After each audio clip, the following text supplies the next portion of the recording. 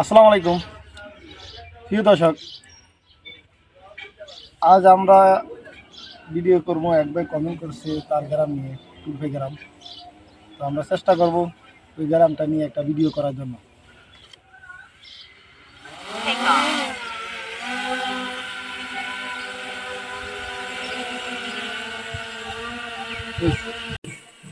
যে ভাই কমেন্ট করছে এই ভাই মূলত বাংলাদেশেই থাকে, প্রবাসে না।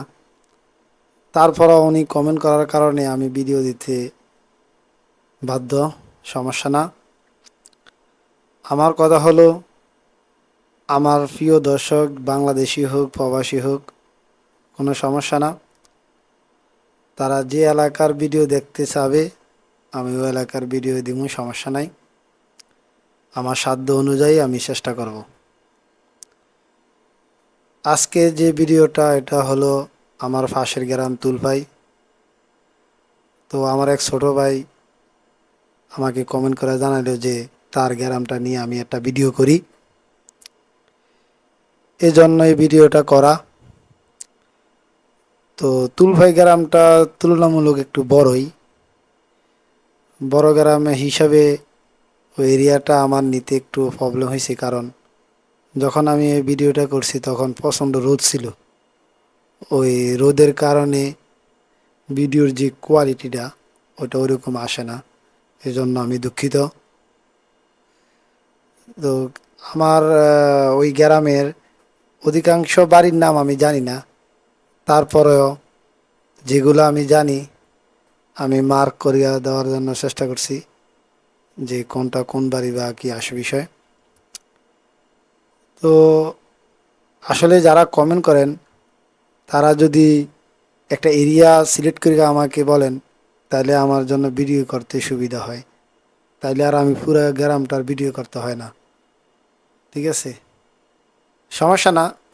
যাদের পুরা গ্রামের ভিডিও লাগবে আমি দেব, এটা সমস্যা না। কারণ আমার যে ভিডিওর যে কোয়ালিটিটা আমি কিন্তু বুঝি নাই যে এত রোদে আমার ভিডিওটা খারাপ আসবে। তো আমি নেক্সট টাইমে ট্রাই করবো সকাল অথবা বিকালে, কারণ দুপুরবেলা কিন্তু প্রচণ্ড রোদ থাকে। ও রোদের কারণে যে ক্যামেরার যে কোয়ালিটিটা বা ভিডিওর যে কোয়ালিটি ওইটা নষ্ট হয়ে যায়, ওইটা ঠিক হয় না। আচ্ছা, যাই হোক, সমস্যা না। প্রচণ্ড রোদ থাকা সত্ত্বেও ভিডিওর কোয়ালিটি যথেষ্ট পরিমাণ সুন্দর হয়েছে।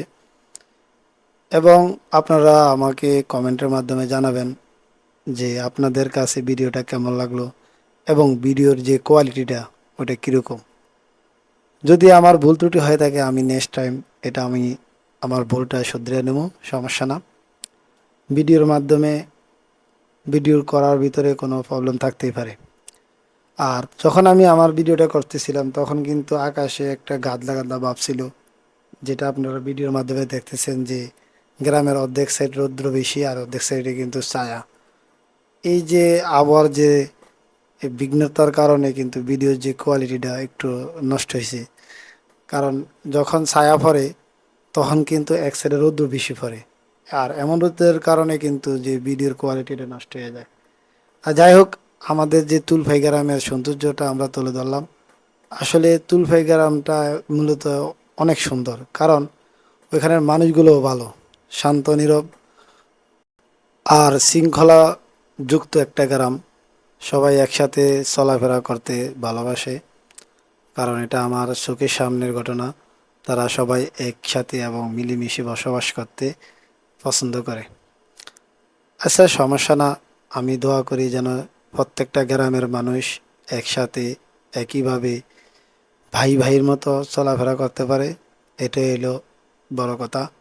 কারণ দুনিয়াতে যেভাবে হানাহানি মারামারি ফিটাফিটি চলে, আমি দোয়া করি যেন প্রত্যেকটা অঞ্চলের লোক ভালোভাবে সঠিকভাবে চলাফেরা করতে পারে, একজনে অন্যের পাশে দাঁড়াতে পারে বিপদ আপদে। আসলে দুনিয়াটা তো বেশ স্থায়িত্ব না, অস্থায়ী একটা দুনিয়া। এই ক্ষণস্থায়ী দুনিয়াতে আমরা যে সময়টা পাই এই সময়টাতে যেন আমরা সময় অপচয় না করি, কমপক্ষে কারো উপকার না করতে পারলেও যেন ক্ষতি না করি। তো আশা করি সবাই ভালো থাকবেন, দোয়া করবেন আমার জন্য। আসসালামু আলাইকুম।